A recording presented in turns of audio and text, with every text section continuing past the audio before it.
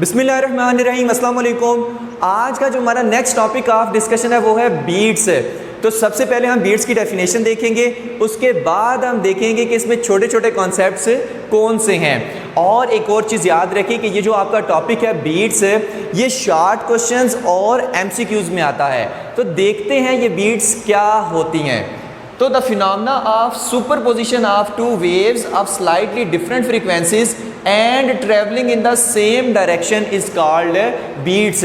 तो देखिए बीट्स क्या होती हैं कि जब दो वेव्स एक ही डायरेक्शन में चल रही हों, स्लाइटली डिफरेंट फ्रीक्वेंसीज की, जब वो आपस में सुपरपोज करती हैं, आपस में मिलती हैं, तो बीट्स प्रोड्यूस होती हैं।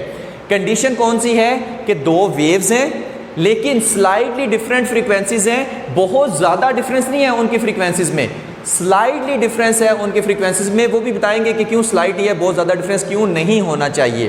बट अभी के लिए इतना याद रखें कि दो वेव्स हैं, स्लाइटली डिफरेंस है उनकी फ्रीक्वेंसीज में और एक ही डायरेक्शन में ट्रैवल कर रही हैं। जब वो दोनों आपस में मिलती हैं तो बीट्स प्रोड्यूस करती हैं। अब कैसे प्रोड्यूस करते हैं वही हम चल के देखने लगे हैं। अब आपकी बुक वाली ये एग्जाम्पल हम कॉपी करते हैं कि बुक वाले ने क्या कहा है कि दो उसने लिए ट्यूनिंग फॉक्स, दो ट्यूनिंग फोर्क लिए, एक ये ट्यूनिंग फोर्क, ठीक है। अब दो ट्यूनिंग फोर्क लिए, इन दोनों की जो फ्रीक्वेंसी है वो कहता है कितनी है, 32 हर्ट्ज है। कितनी फ्रीक्वेंसी है, 32 हर्ट्ज है। मतलब जो दोनों की फ्रीक्वेंसी है वो क्या है, बिल्कुल सेम है।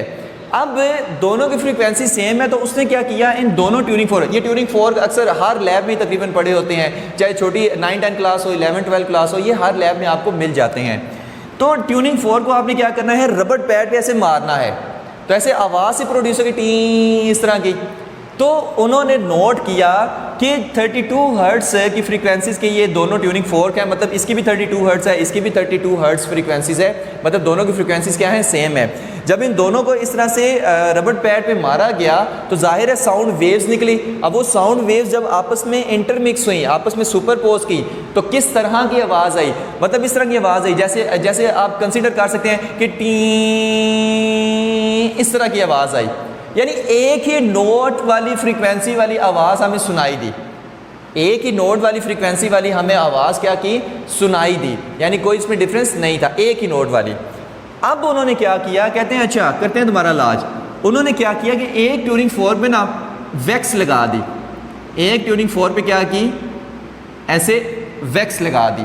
जब वैक्स लगा दी तो अब इसकी फ्रीक्वेंसी कितनी होगी, 30 हर्ट्ज, और इसकी फ्रीक्वेंसी कितनी होगी, 32 हर्ट्ज, क्योंकि इसकी तो पहली 32 हर्ट्ज थी, पहले तो दोनों की 32 हर्ट्ज थी, लेकिन अब इसको तो मैंने छेड़ा ही नहीं है, लिहाजा इसकी 32 हर्ट्ज फ्रीक्वेंसी, और इसकी जो फ्रीक्वेंसी है वो कितनी होगी, 30 हर्ट्ज होगी, क्योंकि इसमें हमने वैक्स लगा दिया। तो अब हम देखते हैं कि अब क्या हुआ, फ्रीक्वेंसीज में डिफरेंस आ गया। कितना डिफरेंस आया, बहुत ज़्यादा डिफरेंस आ गया, नहीं थोड़ा सा डिफरेंस आया है। ये 32 है, ये 30 हर्ट्ज होगी, स्लाइटली डिफरेंस होना चाहिए। अब फिर से दोनों ट्यूनिंग फोर्क ऐसे रबर पैड पे मारा तो फिर से दो साउंड वेव्स निकली, एक ही डायरेक्शन में ट्रैवल कर रही हैं, आपस में सुपरपोज करेंगी, तो फिर उन्हें किस तरह की आवाज़ आई, फिर आप कंसीडर कर सकते हैं कि इस तरह की जैसे आवाज़ आई, जैसे इस तरह की। तो अब ये क्या है, ये बीट्स है। ये क्या है, ये बीट्स हैं जिसमें मैक्सिमा और मिनिमा हमारे पास आते हैं साउंड की, एम्पलीट्यूड हाई, एम्पलीट्यूड लो, एम्पलीट्यूड हाई, एम्पलीट्यूड लो, यानी साउंड की वेरिएशन में पीरियोडिक अल्टरनेशन आती है बिटवीन मैक्सिमा एंड मिनिमा। तो इस तरह की ना आवाज़ आई, तो ये हम कहते हैं ये क्या प्रोड्यूस हुई है, ये प्रोड्यूस हुई हैं बीट्स है, ठीक है। अब इसको वेव फॉर्म के ज़रिए से थोड़ा सा हम समझ लेते हैं कि फॉर एग्जांपल है ये 32 हर्ट्ज की जो हमारे पास ट्यूनिंग फोर्स है, इसकी वेव फॉर्म है, ये नीचे वाली है, इसको 32 हर्ट्ज कह दें, 32 हर्ट्ज, और जो ऊपर वाली वेव फॉर्म है मैंने वो ली हुई है वो 30 हर्ट्ज। बुक वाले ने ऊपर 32 ली है, नीचे 30 ली है, इससे कोई फ़र्क नहीं पड़ता। मैंने ऊपर वाली क्या, ये 30 हर्ट्ज है, और ये क्या करेंगी, आपस में मिलेंगी। अब जब मिलेंगी तो देखिए इन दोनों की फ्रीक्वेंसीज में बहुत ज़्यादा डिफरेंस नहीं है, स्लाइटली डिफरेंट है इन दोनों की फ्रीक्वेंसीज। अगर बहुत ज़्यादा डिफरेंस हो तो देखिए किस तरह की आती हैं। एक फॉर एग्जांपल है वेव इस तरह की आ जाएगी, एक वेव इस तरह की आ जाएगी। अब इन दोनों की फ्रीक्वेंसीज में क्या है, बहुत ज़्यादा डिफरेंस है, बहुत ज़्यादा डिफरेंस है। लेकिन इन दोनों की फ्रीक्वेंसी में स्लाइटली डिफरेंट है, बहुत कम डिफरेंस है, ठीक है। और कितना डिफरेंस है? 2 हर्ट्ज़ का, 32 माइनस 30 हर्ट्ज़, 32 हर्ट्ज़ का डिफरेंस है इनमें, ठीक है। 32 माइनस 30 हर्ट्ज़ करना है। अब यहाँ पर ना बुक पे जो इस तरह की बनी हुई है वो आपने गिन भी लेने हैं। फॉर एग्जांपल मैं यहाँ से गिनना शुरू करता हूँ, ये जो पीक्स आ रही हैं, जस्ट समझाने के लिए कि फ्रिक्वेंसी में डिफरेंस स्लाइड किस तरह से है कि इसकी पीक्स कितनी आ रही है, 1 2 3 4 5 6 7 8 9 10 11 12। अच्छा, इसकी पीक्स कितनी आ रही है, 1 2 3 4 5 6 7 8 9 10 11 12 13 14, ऊपर 12 नीचे 14, यानी हल्का सा स्लाइटली डिफरेंस है फ्रीक्वेंसीज में। ओके हो गया। अब ये क्या होंगी, ये दोनों आपस में मिलेंगी, ये दोनों आपस में मिलेंगी। जब दोनों आपस में मिली हैं तो इसके कुछ पॉइंट्स हैं जहाँ पर एग्जैक्टली क्रेस्ट से मिला है और जहाँ पर एग्जैक्टली ट्रफ से मिला है। अब जहाँ पर एग्जैक्टली क्रेस्ट से मिला है वहाँ पर क्या हुआ है, और जहाँ पर एग्जैक्टली क्रेस्ट ट्रफ से मिला है वहाँ पर क्या हुआ है, वो चीज़ देखते हैं। देखिए ये ऐसा पॉइंट है जहाँ पर एग्जैक्टली क्रेस्ट से मिल रहा है, क्रेस्ट से मिल रहा है। वहाँ पर हमें रिजल्टेंट में, ये इनका रिजल्टेंट है, वहाँ पर हमें रिजल्टेंट में हाई एम्पलीट्यूड मिलेगा। यहाँ पे देखें एग्जैक्टली ट्रफ जो है वो क्रेस्ट से मिल रहा है, और जब भी क्रेस्ट ट्रफ से मिलता है तो दोनों एक दूसरे को कैंसिल कर देते हैं और डिस्प्लेसमेंट ज़ीरो। अच्छा, यहाँ पर देखिए, यहाँ पर एग्जैक्टली जो है वो क्रेस्ट से मिला हुआ है, एम्पलीट्यूड हाई। यहाँ पर देखिए एग्जैक्टली क्रेस्ट जो है वो ट्रफ से मिला है तो एम्पलीट्यूड ज़ीरो आ रहा है। ओके हो गया। यानी कि इसमें आप देखेंगे हाई एम्पलीट्यूड कितनी दफ़ा, हाई एम्पलीट्यूड वाला नोट कितनी दफ़ा आ रहा है, 2 दफ़ा, एक ये और एक ये।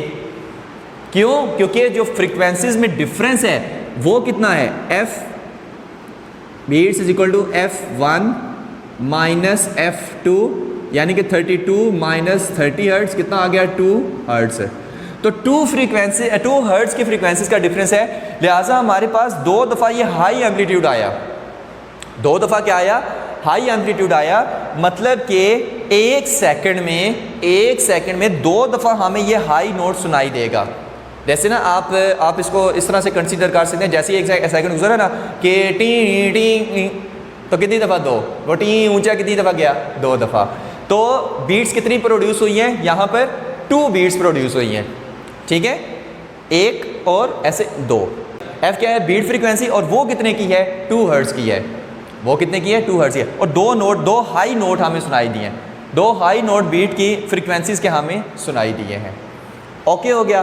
तो ये हमारे पास क्या है, बीट्स है। अब मैंने कहा था कि स्लाइटली डिफरेंस फ्रीक्वेंसीज में क्यों, स्लाइटली डिफरेंस फ्रीक्वेंसी में इसलिए क्योंकि हमारा जो ईयर है ना वो बीट्स की फ्रीक्वेंसीज में वो डिफ्रेंशिएट कर सकता है कहाँ तक, ज़्यादा से ज़्यादा 10 हर्ट्ज़ तक। मतलब जो दो फ्रीक्वेंसीज वाली आप जो वेव्स ले रहे हैं उनमें 10 हर्ट्ज़ से ज़्यादा का डिफरेंस नहीं होना चाहिए। इसमें कितना डिफरेंस है, 2 हर्ट्ज़ का। 10 हर्ट्ज़ से ज़्यादा फ्रीक्वेंसीज का डिफरेंस 2 वेव्स में नहीं होना चाहिए, वरना हम बीट्स को डिटेक्ट या बीट्स को डिफ्रेंशिएट नहीं कर पाएंगे।